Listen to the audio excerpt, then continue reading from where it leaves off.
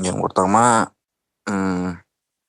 manajemen integrasi proyek atau project integration management adalah kumpulan aktivitas dan proses yang diperlukan untuk mengidentifikasi, mendefinisi, mengombinasi, dan menyatukan mengordinasi berbagai proses aktivitas manajemen proyek dalam satu proyek yang berkesinambungan dalam kelompok proses manajemen proyek.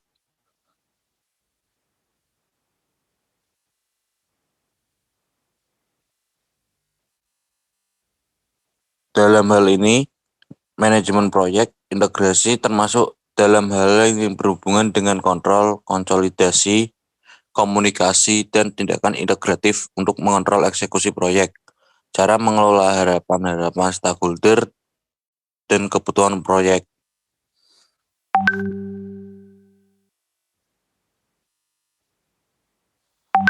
Kunci keberhasilan proyek antara lain manajemen integrasi yang baik.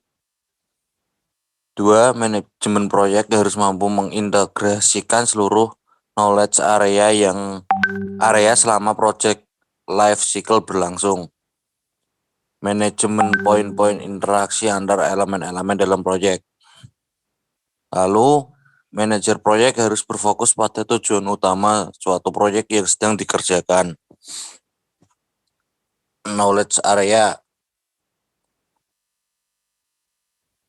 Pada gambar dijelaskan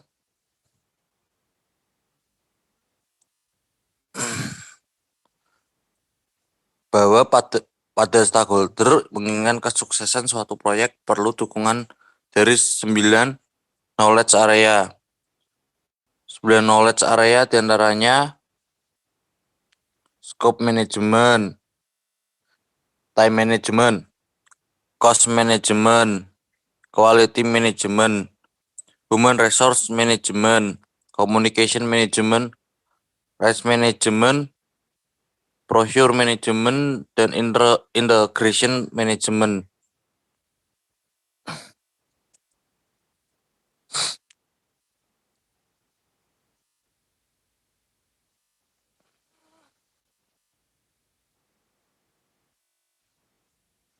Lalu proses manajemen integrasi proyek. Mengembangkan proyek Carter atau piagam proyek atau juga develop proyek Carter, mengembangkan rencana manajemen proyek atau develop project management plan, mengarahkan dan mengelola proyek atau direct and manage work, memantau dan mengontrol pekerjaan proyek atau monitoring controlling project work.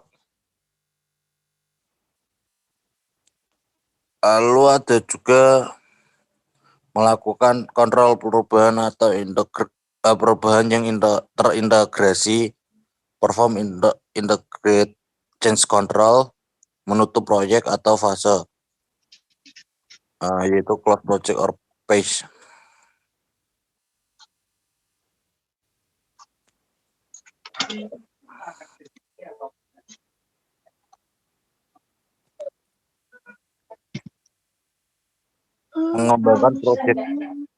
Mengembangkan project Carter atau develop project Carter.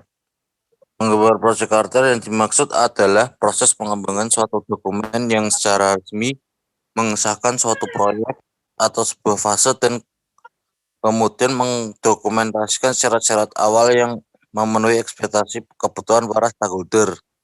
Jadi setelah memutuskan proyek apa yang akan dikerjakan, tentu penting bagi seluruh organisasi untuk mengetahuinya. Jadi dengan adanya Project Carter, maka secara langsung memberikan arah tujuan dan manajemen proyek yang dilakukan. Biasanya para stakeholder utama proyek harus menandatangani sebuah Project Carter untuk mengakui kesepakatan dan tujuan proyek yang telah ditandatangani merupakan sebagai kunci utama dari manajemen proyek.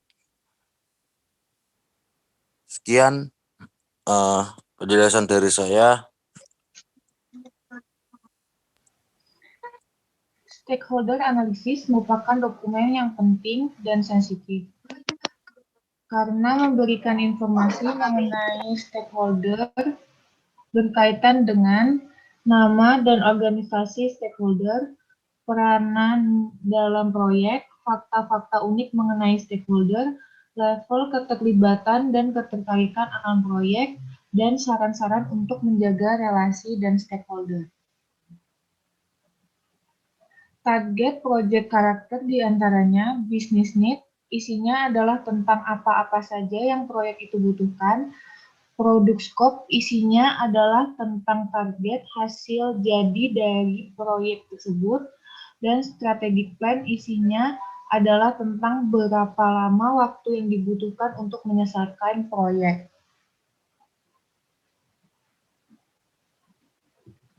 Mengembangkan rencana manajemen proyek atau develop project management plan. Rencana manajemen proyek adalah sebuah dokumen yang digunakan untuk mengkoordinasikan semua dokumen perencanaan proyek dan membantu memandu pelaksanaan dan pemantauan proyek. Tentu proses mendokumentasikan merupakan tindakan yang tidak diperlukan untuk mendefinisikan, mempersiapkan dan mengintegrasikan dan mengkoordinasikan semua rencana ke sub-bagian perusahaan yang menangani proyek. Biasanya rencana-rencana yang dibuat di bidang pengetahuan yang lain adalah bagian anak perusahaan dari seluruh rencana pengelolaan proyek. Dengan rencana proyek akan memandu pekerjaan Anda di dalam proyek. Inilah yang menentukan siapa, apa, kapan, di mana dan bagaimana dalam pelaksanaan proyek tersebut. Unsur-unsur umum pada sebuah rencana manajemen proyek yang harus diperhatikan meliputi: 1. Pengenalan gambar proyek adalah nama proyek, deskripsi, nama sponsor, nama PM dan anggota tim, hasil proyek, material penting, definisi, dan akronim. Yang kedua, deskripsi tentang bagaimana proyek diatur, isinya struktur organisasi, tanggung jawab, informasi lain. Yang ketiga, proses-proses manajemen dan teknis yang digunakan pada proyek. Manajemen kontrol, proyek manajemen risiko, staf proyek teknis. Pekerjaan yang harus dilakukan sesuai jadwal dan informasi anggaran. Yang keempat, pekerjaan yang harus dilakukan sesuai dengan jadwal dan informasi anggaran. Paket pekerja utama, hasil utama informasi lain seperti rangkuman jadwal dan budget, jadwal dan budget detail, dan informasi lain. Akan dilanjutkan oleh Dodo. Oke, selanjutnya yaitu mengarahkan dan mengolah pelaksanaan proyek atau direct and manage work. Proses menjalankan seluruh aktivitas yang telah didefinisikan dalam project management plan dan mengimplementasikan perubahan atau change untuk mencapai tujuan proyek tersebut. Dalam pelaksanaan proyek, tentu harus mengkoordinasikan perencanaan dan pelaksanaan karena perencanaan dan pelaksanaan proyek bersifat saling terkait yang merupakan dua kegiatan yang tak terpisahkan. Mereka yang akan melakukan pekerjaan harus membantu untuk merencanakan pekerjaan.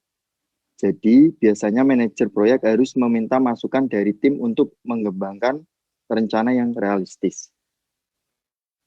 Selain itu, manajer proyek harus memimpin dengan contoh untuk menunjukkan pentingnya menciptakan dan kemudian mengikuti rencana proyek yang baik. Tentu, budaya organisasi dapat membantu eksekusi proyek dengan membantu pedoman dan template, serta melacak kinerja berdasarkan rencana. Selanjutnya itu aktivitas pada direct and manage work. Yang pertama, membuat project deliverables. 2. Melakukan analisis terhadap cost, schedule, dan quality. 3. Mengumpulkan dokumen lesson learned dan mengimplementasikan change request yang sudah mendapat persetujuan dari Change Control Board atau CCB. Selanjutnya yaitu memantau dan mengontrol pekerjaan proyek atau monitoring and controlling project work. Merupakan suatu proses memantau meninjau dan mengatur kemajuan dalam mencapai tujuan dan kinerja yang ditetapkan dalam rencana manajemen proyek. Biasanya perubahan tidak bisa dihindari dalam proyek-proyek besar, sehingga sangat penting untuk mengembangkan dan mengikuti proses untuk memonitor dan mengontrol perubahan. Memonitor pekerjaan proyek biasanya mencakup kegiatan mengumpulkan, mengukur, dan menyebarkan informasi kinerja proyek. Adapun dua output penting dalam memantau dan mengendalikan pekerjaan proyek yang mencakup tindakan perbaikan dan pencegahan yang direkomendasikan.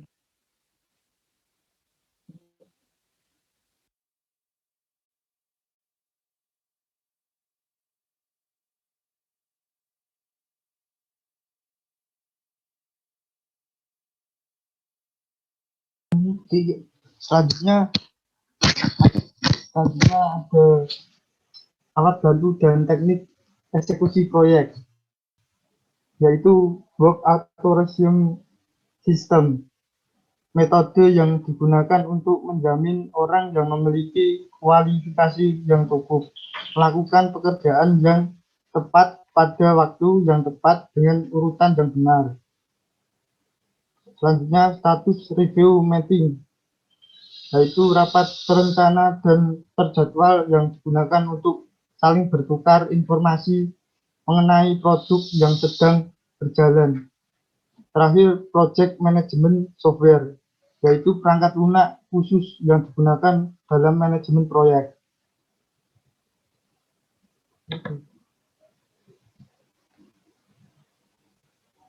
Selanjutnya, melakukan kontrol perubahan yang terintegrasi, conform integrate change control. Proses mengulas semua permintaan perubahan, menyetujui perubahan, dan mengelola perubahan yang diminta baik dari aset-aset proses organisasional, dokumen-dokumen proyek, dan rencana manajemen proyek.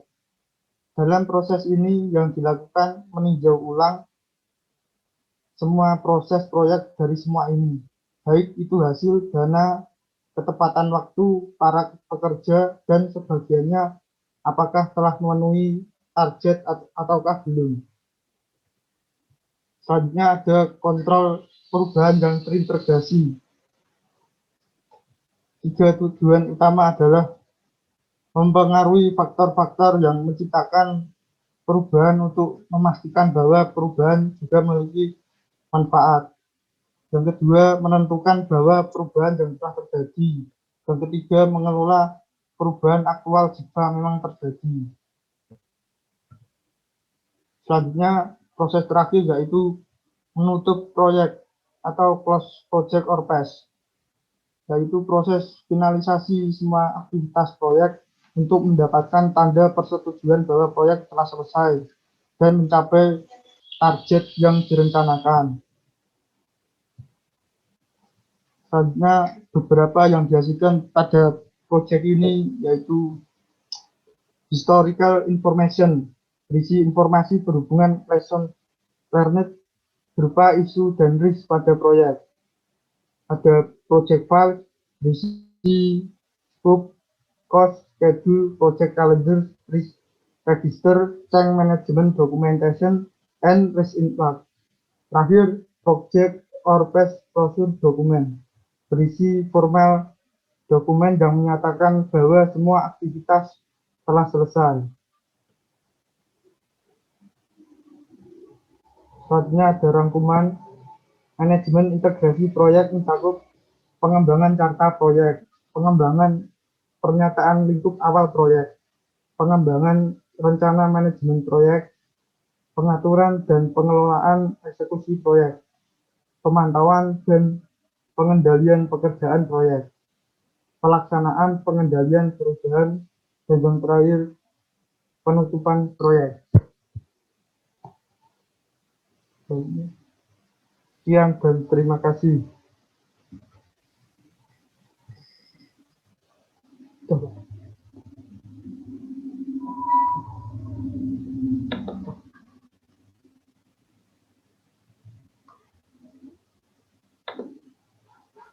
Sekian dari presentasi dari kelompok kami. Ada yang ingin bertanya?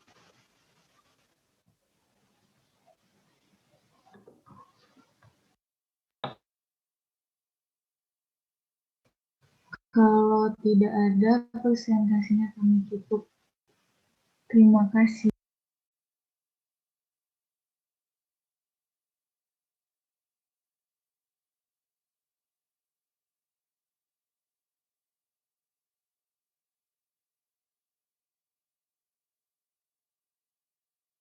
Oke, terima kasih. Kelompok 14 ya, silakan boleh dibuka. Sekarang saya akan melanjutkan materi yang quality management.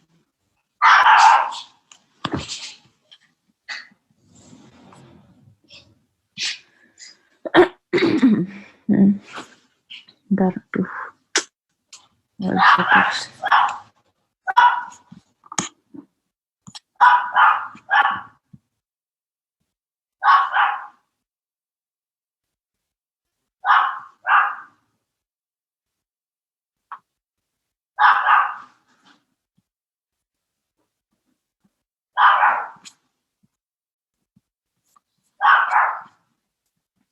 Oke.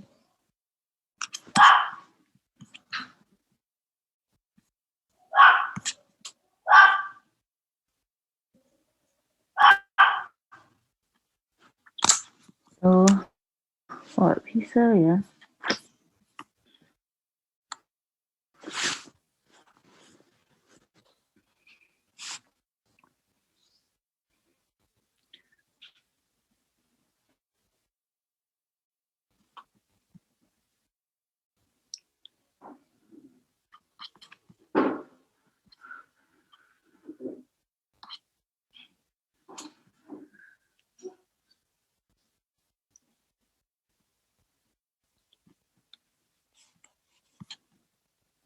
Gini aja deh, gini kelihatan kan?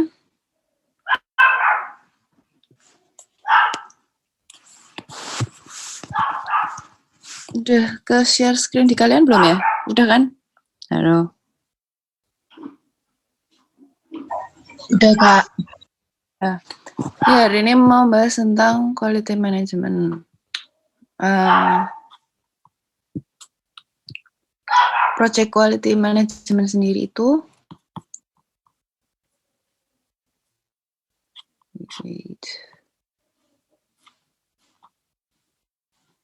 bentar.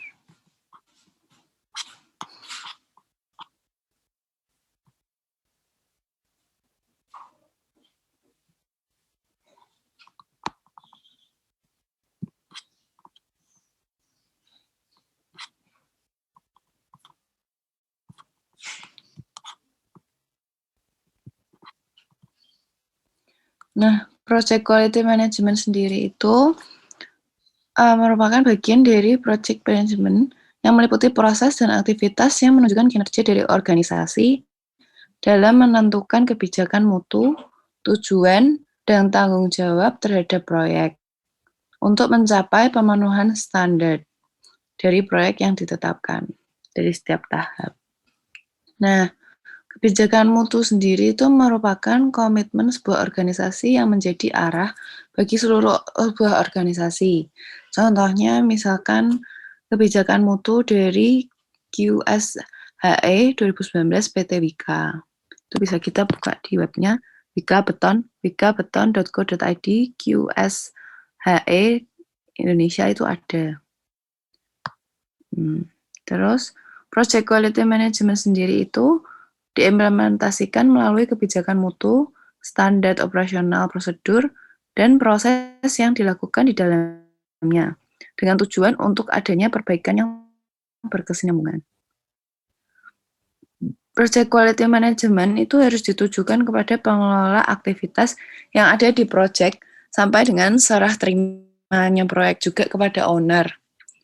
Nah, semua aktivitasnya itu harus bisa diukur untuk mencapai standar mutu yang ditetapkan. Misalkan ya, ada contoh RKS tuh ditetapkan bahwa mutu baja tulangannya U37.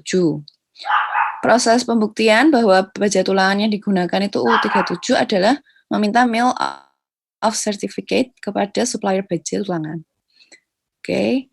Terus Selanjutnya, penjadwalan yang telah tiba di lapangan itu juga harus dilakukan uji tarik dulu supaya bisa diketahui supaya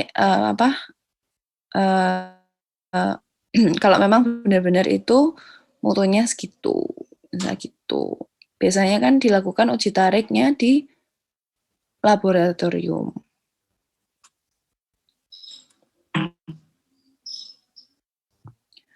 Terus ini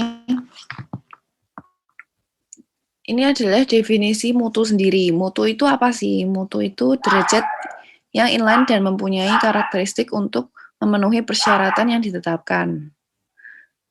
Dengan kata lain kan penetapan mutu itu harus dapat diukur dan terukur. Pendekatan yang digunakan dalam ini PMBOK terkait dengan mutu adalah ISO. Yang pertama ada ISO, atau International Organization for Standard. Nah, prinsip mutu sendiri banyak merujuk pada konsep manajemen mutu. Kemudian salah satu metode yang digunakan untuk mengukur dalam mutu adalah Six Sigma. Meskipun banyak metode yang dapat digunakan yang lainnya, tapi seperti contohnya adalah fishbone diagram atau diagram tulang ikan, kayak gitu. Terus metode ini digunakan juga untuk mencari akar masalah sehingga akan diperoleh penyebab utama dari suatu permasalahan dengan tujuan untuk memperbaiki untuk perbaikan yang berkesinambungan atau berkelanjutan. Nah, contoh fishbone diagram itu adalah misalkan penyebab terjadinya kecelakaan kerja di proyek konstruksi. Ini, bentar. Wait.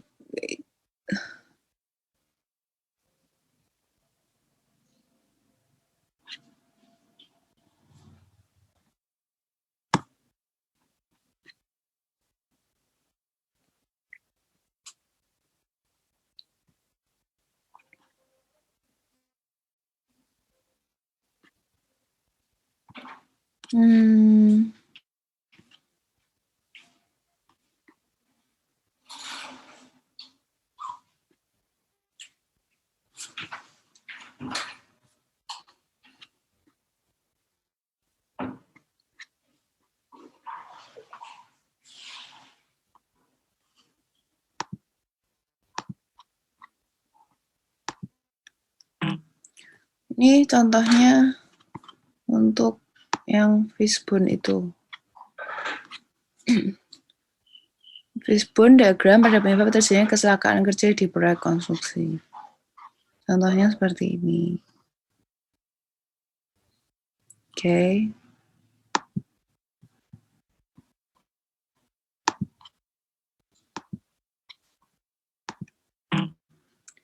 Nah, jadi aku lanjutkan.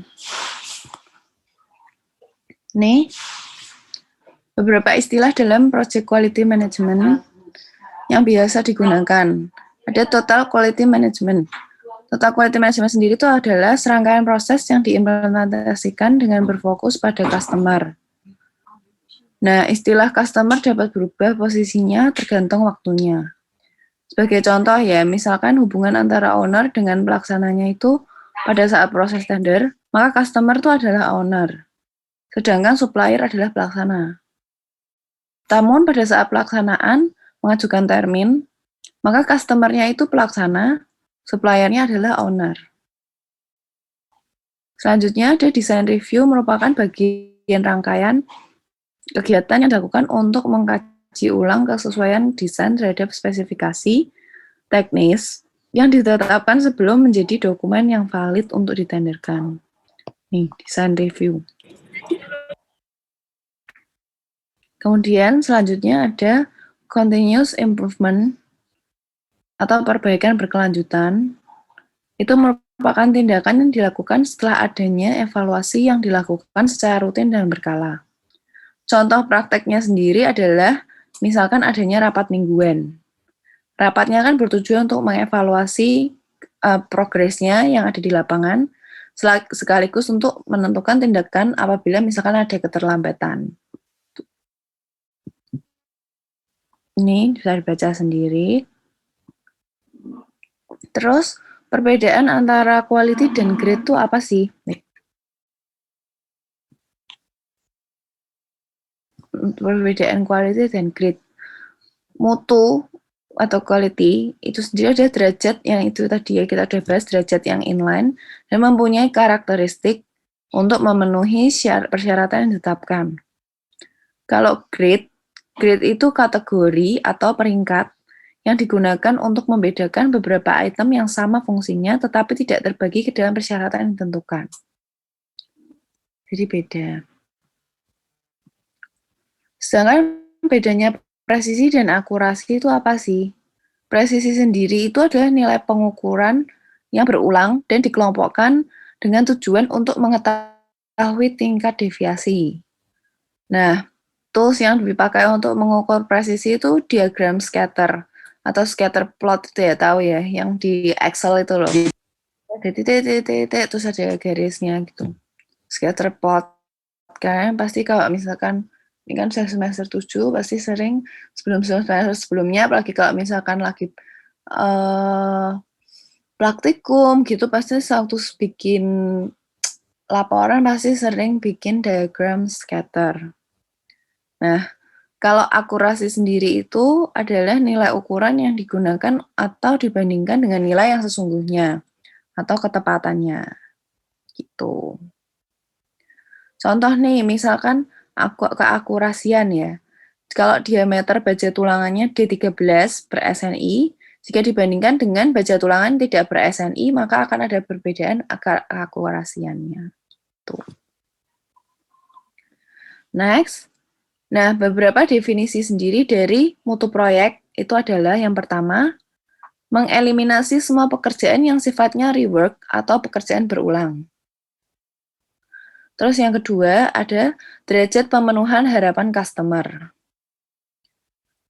Kemudian yang ketiga ada lagi derajat pemenuhan terhadap standar, desain, dan rencana kerja, dan syarat ataupun dokumen proyek lain yang dianggap sebagai persyaratan. Yang keempat sendiri ada pemenuhan ketiga poin di atas dapat dilakukan dengan pendekatan Six Sigma. Nah, ini ada proses di dalam project quality management. Ada 3, plan quality, perform quality assurance, dan perform quality control. Ini ya. Sekarang kita masuk yang di plan quality. Plan quality, definisi dari perencanaan mutu adalah proses yang bertujuan untuk mengidentifikasi persyaratan mutu atau standar dari proyek ataupun produk, dan bagaimana cara mendokumentasikan sehingga proyeknya dapat sesuai dengan persyaratan ataupun standar yang ditetapkan. Nah, kita selalu ada 3 ini ya tahapan. Yang pertama input, kemudian tool and techniques, dan output. Bisa dibaca sendiri. Yang pertama, ini ada input. Inputnya itu ada 3. Yang pertama, scope baseline atau ruang lingkup seperti biasa. Itu ruang lingkupnya berkaitan dengan perencanaan mutu meliputi deskripsi layanan, daftar yang harus diserah terimakan, kriteria penerimaan, dan informasi teknik lain yang dapat berdampak pada biaya. Yang kedua ada keterlibatan dari stakeholder. Nah, keterlibatan dari stakeholder sendiri itu berhubungan dengan pihak-pihak yang berkewenangan untuk memutuskan permasalahan teknis yang berhubungan dengan penentuan mutu. Yang ketiga ada schedule baseline. Ini sendiri adalah penentuan jadwal mulainya dan berakhirnya aktivitas. Jadi tidak ada atau tidak terjadinya delay ya. Mutu itu bukan hanya berhubungan dengan produk, tapi juga menyangkut perihal penjadwalan. Selanjutnya, inputnya pada proses perencanaan mutu. Ada lagi cost performance. Itu berarti dokumen yang diterima pada setiap tahapan untuk mengukur kinerja dari biaya. Konstruksi yang sudah dan sedang berlangsung ataupun yang masih harus disiapkan untuk penyelesaian proyeknya. Ada resiko. Perlunya informasi resiko yang dapat berpotensi untuk mempengaruhi mutu. Misal nih contohnya, ada pengecoran selama hujan, itu kan diizinkan apa enggak? Kalau misal diizinkan pun tuh, hujan yang seperti apa? Misalkan yang kalau rintik-rintik, atau apa, atau yang diperbolehkan tuh pada saat kita pengecoran gitu. Kan kita kan soalnya ngerti kalau hujan itu beresiko terhadap hasil pengecoran kan, seperti segregasi, seperti itu. Nah, next ada faktor lingkungan. Faktor lingkungan tuh bisa berasal dari dalam dan luar organisasi sih. Punya pengaruh juga terhadap mutu. Terus kalau misalkan faktor luar itu lebih harus diperhatikan ya. Misalkan contohnya dengan pekerjaan beton. Durasi perjalanannya itu kan sangat berpengaruh terhadap initial set atau ikatan awal beton. Nah, perlu diatur kan penjadwalannya terhadap pengecoran tersebut dalam hal volume dan zonasi juga. Kalau faktor internalnya kan masih bisa dikendalikan. Dan yang terakhir ada proses keberterimaan. Kalau proses keberterimaan sendiri itu oleh internal organisasi berhubungan dengan sejumlah standar prosedur yang ditetapkan oleh organisasi sehingga proyek dapat dideliverkan kepada customer sesuai dengan standar mutu yang ditetapkan. Nah, input sendiri pada proses perencanaan mutu juga dapat dinyatakan dalam bentuk nilai uang. Ini ada tools and tekniknya. Yang pertama adalah benefit cost ratio atau BRC. Itu penilaian ini dihitung berdasarkan perbandingan benefit terhadap biaya yang dikeluarkan. Nah, benefit yang dimaksud tuh maksudnya adalah minimnya pekerjaan ulang atau rework, terus produktivitas yang tinggi, biaya yang optimal, dan meningkatnya kepuasan pengguna jasa. Biaya konstruksi sendiri dalam bentuk pengeluaran harus dapat direpresentasikan dengan mutu aktivitas di lapangan. Oke.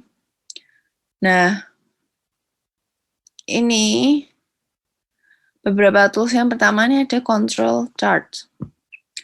Control chart itu merupakan sebuah grafik yang memberikan informasi terhadap proses data yang berada tepat pada area batas limit maupun yang berada di bawah atau mungkin di bawah batas limit. Jadi ini ada average, bisa kita lihat. Ini contohnya, misalkan control chart itu bisa diimplementasikan pada batching plan untuk memproduksi mutu beton dalam jumlah tertentu, khususnya pada tahap trial mix. Nah, ini kan ada rata-rata, ini ada di atas limit, ataupun di bawah limit. Ini limitnya.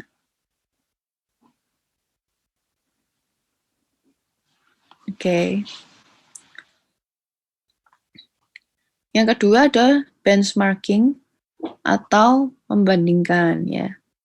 Itu merupakan tool yang digunakan dengan cara membandingkan kondisi aktual proyek dan proyek yang direncanakan dengan best practice dengan proyek yang setipe. Dengan tujuan untuk mengidentifikasi best practice, memperbaiki dari contoh proyek yang ada, dan mempersiapkan kinerja pengukuran yang dapat dilaksanakan pada proyek tersebut.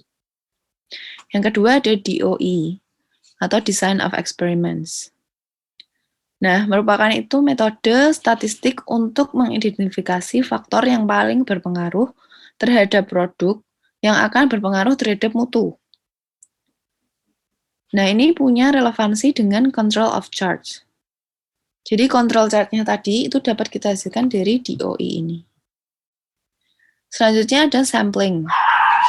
Sampling itu tidak dilaksanakan pada tahap perencanaan, namun diperlukan sebagai input untuk pengembangan perencanaan. Misal contoh nih, apakah uji kuat tekan beton harus dilakukan pada setiap kedatangan truk ready mix? Nah, jumlah sampel dapat mengacu pada RKS.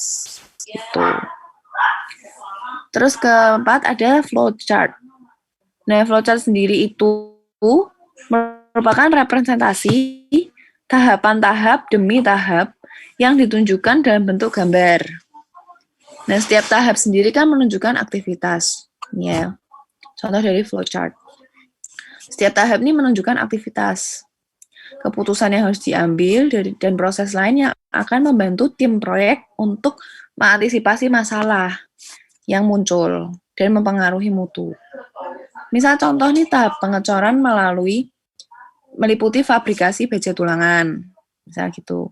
Baja tulangan, install baja tulangan di balok, kolom, atau pelat, ataupun pada komponen struktur lain. Terus ada pasang begesting, pasang perancak, kemudian cek pemasangan baja tulangannya, kemudian cek pemasang begesting, kayak gitu. Terus koordinasi dengan jadwal kedatangan ready mix juga. Kan itu tahapan diperlukan untuk menghindari terjadinya kegagalan di dalam pengecoran, ataupun hasil pengecorannya nanti jadi rusak, misalkan segregasi. Tahu segregasi ya?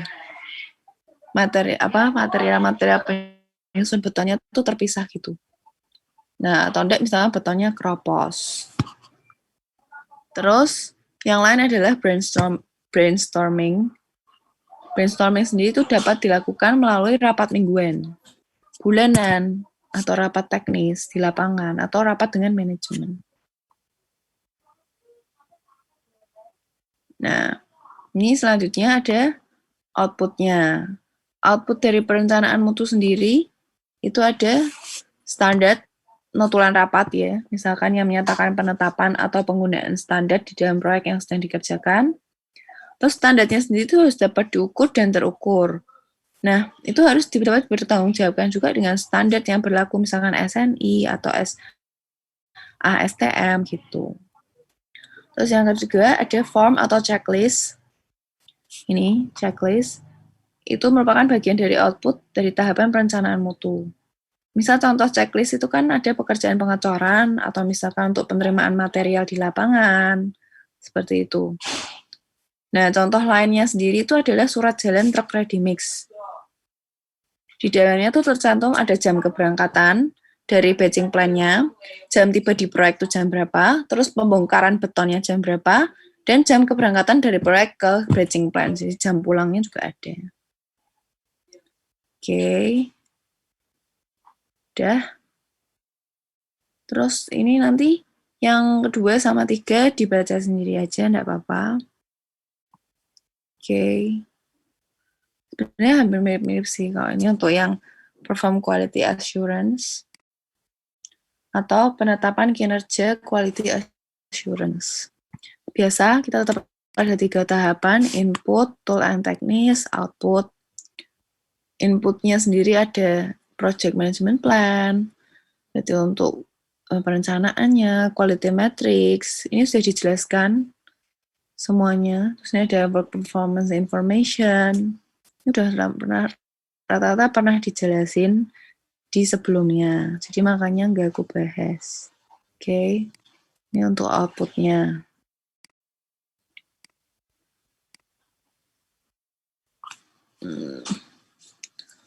Terus ini ada perform quality control atau penetapan kinerja quality control. Input, nih ya inputnya itu sudah beberapa dijelaskan. Terus ini juga, ini untuk tekniknya, cause and effect diagram, pindah kita bahas. Terus ada control chart sudah, flow chart juga sudah, histogram ini ada. Histogram itu berarti diagram batang. Itu kita ada berarti kita antara problemnya, karakteristik dari problemnya, dan juga atau situasinya, terus sama frekuensi dari karakteristik itu. Jadi yang untuk yang kolomnya itu karakteristik dari problem, sama yang ini dari frekuensi karakteristiknya. Tuh. Jadi ini dibaca sendiri aja. Scatter diagram itu bisa dibaca sendiri. Terus ini output juga beberapa sudah dijelasin ya.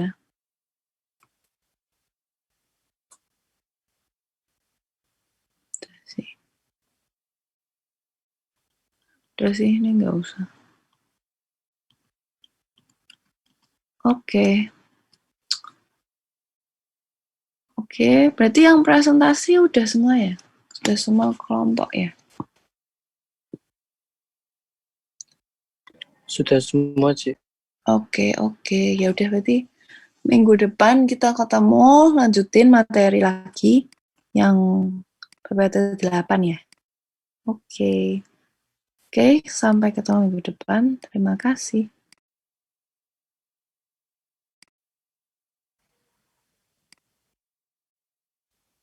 Terima kasih, Ci.